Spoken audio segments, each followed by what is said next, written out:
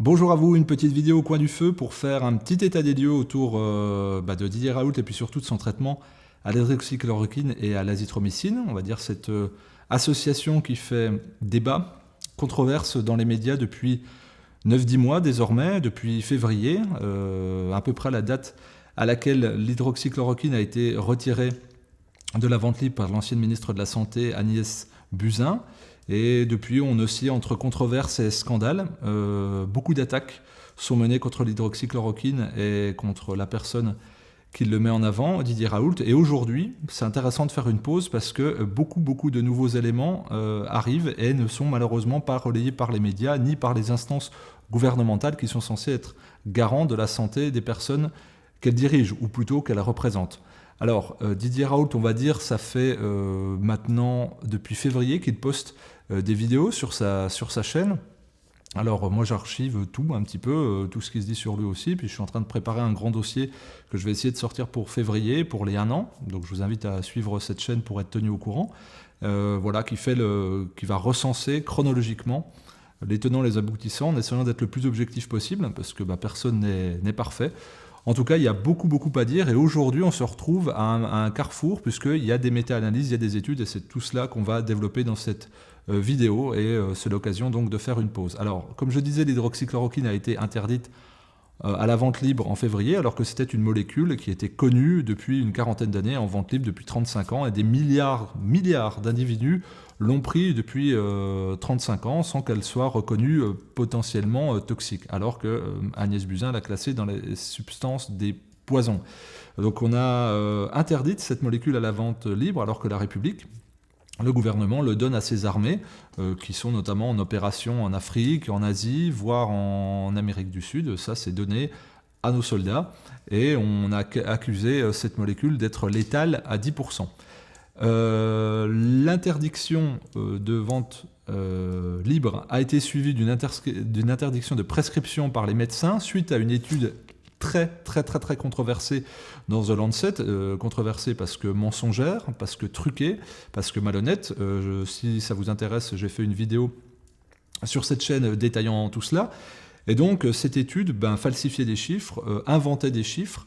Et puis au final, la revue a dû s'excuser entre 7 et 10 jours après en disant qu'il fallait retirer cette étude. Néanmoins, Olivier Véran, le lendemain de la publication de cette étude qui était déjà controversée, l'a utilisée pour interdire la prescription médicale par les médecins de ville.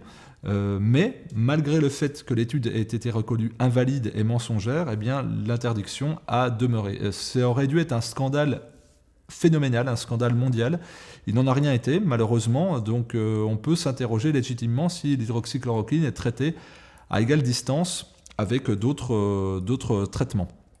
Alors, il y a un gros problème par rapport à cette hydroxychloroquine. On pourrait se poser la question de ou bien il y a un gros souci dans les process de l'industrie pharmaceutique et dans la médecine, qui a autorisé une molécule toxique à la prescription en vente libre pendant 35 ans. Donc là, ça devrait être le procès de la médecine.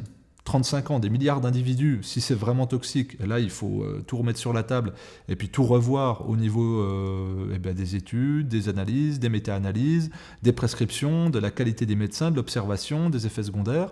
Ou bien, il y a un 2 points de mesure, notamment par rapport au concurrent de l'hydroxychloroquine, le Remdesivir, qui a été déconseillé il y a quelques semaines par l'OMS, qui a été reconnu dangereusement mortel, qui a été reconnu pour générer des pathologies rénales qui conduisent à des dialyses, qui a été promu sur les plateaux de télévision pendant des mois, et pour qu'au final, elle soit interdite à la prescription une semaine après que l'Union européenne ait acheté pour 1,5 milliard d'euros de doses, et après qu'elle ait été distribuée gratuitement dans les centres de soins et les centres hospitaliers. Donc on pourrait se poser, soit il y a un problème de médecine, de science, d'analyse, d'expérience, où on a laissé passer une molécule toxique pour des milliards d'individus, soit il y a une malhonnêteté de traitement de l'information au niveau scientifique, médical, politique et peut-être même financier. En tout cas, ça devrait alerter. Donc après le premier scandale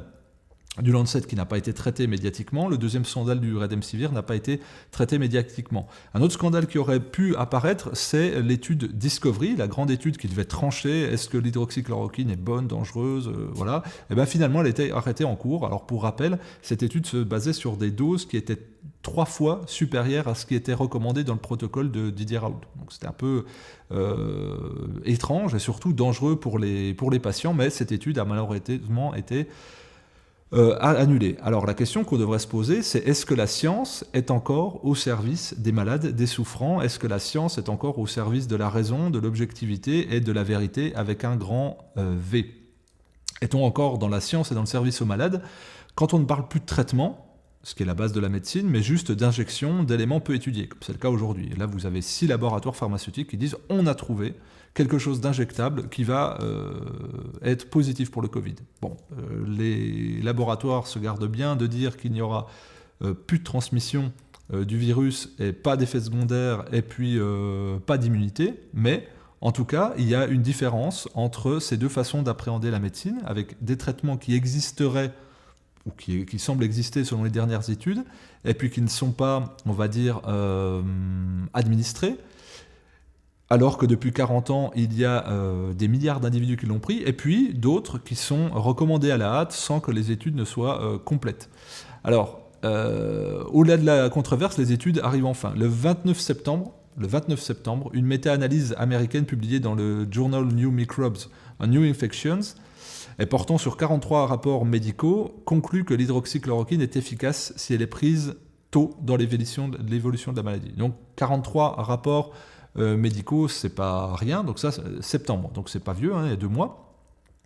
Cette étude affirme que les effets secondaires sont absolument négligeables et que la molécule n'a causé aucune séquelle ni mort sur les 43 rapports. Le 1er novembre, donc il y a mois et demi de cela, l'équipe du professeur Raoult publie une étude concernant le soin des résidents en EHPAD à Marseille, qui suggère que le traitement associatif hydroxychloroquine à azithromycine réduit fortement la mortalité. Et puis surtout, le 27 novembre, donc il y a de ça 3 semaines, une étude publiée dans European Geriatric Medicine arrive à la même conclusion. Donc on pourrait dire, bah oui, Didier Raoult, il n'est pas carré, même s'il a fait des centaines de publications internationales, il n'est peut-être pas carré. Eh bien, vous avez une étude européenne qui arrive aux mêmes conclusions. Mais surtout, il y a une grande méta-analyse, enfin, qui arrive et qui a tranché sur tout ça, qui se base sur 161 études. Et vous retrouvez cela sur hcqmeta.com, donc hydroxychloroquine-meta.com, donc hcqmeta toutattaché.com, et qui se base sur 161 études. Et donc c'est ça qu'on attendait depuis. Donc cette étude, qu'est-ce qu'elle dit? Si vous lisez le résumé sur la page d'accueil du site internet, c'est que l'hydroxychloroquine est efficace pour le Covid-19.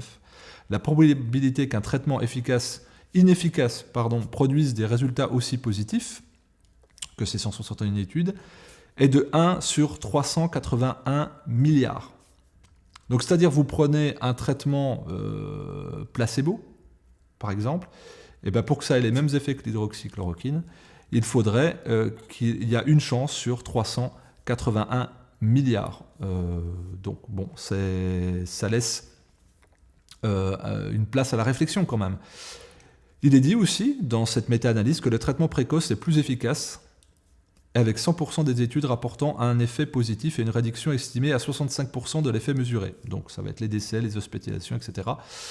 Et ce, avec des combinaisons aléatoires. Donc 100% d'effets positifs et 65% de réduction estimée des différents facteurs hospitalisation et décès. 91% des essais contrôlés randomisés, de ce qu'on appelle les OCR, pour un traitement précoce, rapportent des effets positifs, donc c'est-à-dire avant l'intubation par exemple. La probabilité que cela se produise pour un traitement inefficace est de 0,006, donc ce qui est infime. 88% des études prospectives rapportent des effets positifs. Donc ça, vous le lisez, hein, c'est en anglais, mais vous pouvez traduire facilement. Ce qui est dit aussi, je vous le traduis, nous analysons toutes les études significatives concernant l'utilisation de l'hydroxychloroquine pour le Covid-19, les méthodes de recherche, les critères d'inclusion, les critères d'extraction des effets, les résultats les plus graves ont la priorité, et les réponses PRISMA et les méthodes statistiques. Donc c'est-à-dire que c'est on se base sur un ensemble de faisceaux d'informations et pas uniquement, on va dire, le résultat médical. C'est vraiment l'étude statistique, le décortiquage des données. Donc c'est une méta-analyse énorme. Là aussi, ça aurait dû faire un bruit gigantesque. Alors on se pose des questions où c'est une pandémie mondiale, au point qu'elle bloque toute activité de loisirs, même les gens qui ne peuvent plus avoir de traitement correctement. On estime à 6 000 morts du cancer en France, les personnes qui n'auraient pas pu être prises en charge correctement depuis le début de la crise sanitaire. Et donc on a tout arrêté, on est en train de détruire le lien social, le tissu économique, alors qu'un traitement existe. Là, c'est ce que rapporte cette méta-analyse. Et il y a un silence radio total, absolu, dans les médias.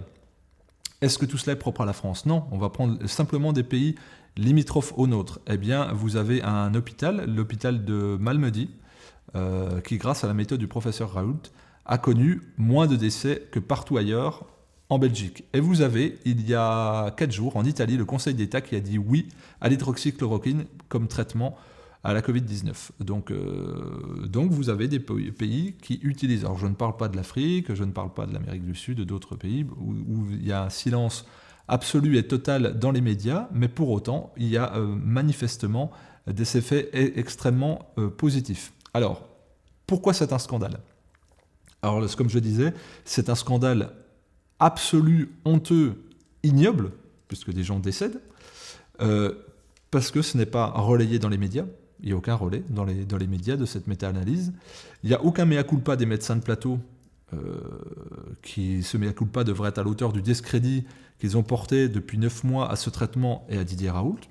Il n'y a aucune décision politique visant à revoir le point de vue. Il n'y a aucune réhabilitation morale du professeur Didier Raoult. Et il n'y a pas d'alternative présentée, et puis il n'y a pas de formation, d'information portée à la connaissance des médecins à hauteur de ce que représentait l'opportunité largement bénéfique de cette étude. Et puis surtout, la honte, le scandale, c'est qu'on ne donne pas d'espoir aux patients et aux personnes qui sont terrorisées par le virus. Si on leur disait il y a un traitement, eh bien on pourrait reprendre une activité tout à fait normale. Alors, il y a un autre scandale potentiel qui arrivera, il y a une non-information autour d'un autre antiparasitaire qui fonctionnerait a priori bien, voire même très bien, voire même excessivement bien, qui est l'ivermectine, qui est associé systématiquement à une plus faible mortalité dans les études rétrospectives, voire même il y aurait systématiquement des effets positifs. Donc, c'est peut-être un futur scandale à venir. Pour qu'il ne soit pas à venir, eh bien, il faut évidemment mobiliser beaucoup d'informations et de ressources pour faire circuler. Nous aurons peut-être l'occasion d'en reparler. En attendant, je vous invite à vous documenter, à regarder cette méta-analyse, à la faire circuler autour de vous pour que les gens non informés, non informés, oui, un beau lapsus, non informés, eh bien, soient mis au courant, que les sceptiques, que les gens qui se disent être dans l'esprit critique, voire dans la zététique, eh bien, puissent faire évoluer leur point de vue, parce qu'aujourd'hui, eh bien, bizarrement, elles n'en parlent pas. De la même façon que ces mêmes personnes qui avaient l'esprit critique se sont jetées sur l'étude du Lancet, eh bien, en disant « Ah, bah, vous voyez, l'hydroxychloroquine, c'est pourri », eh bien, n'ont pas fait de mea culpa sur cette étude. Eh bien là, il faudrait, si vraiment il y a un esprit critique, c'est-à-dire une recherche d'objectivité et pas d'idéologie, s'approprier cette méta-analyse et en faire beaucoup d'informations, parce que des gens souffrent à tout point de vue, au niveau physique, au niveau psychologique, au niveau social, au niveau économique. Je vous invite à partager cette vidéo, à mettre un petit commentaire, à la liker et à vous abonner pour suivre d'autres informations. Et je vous remercie pour votre écoute. À très bientôt.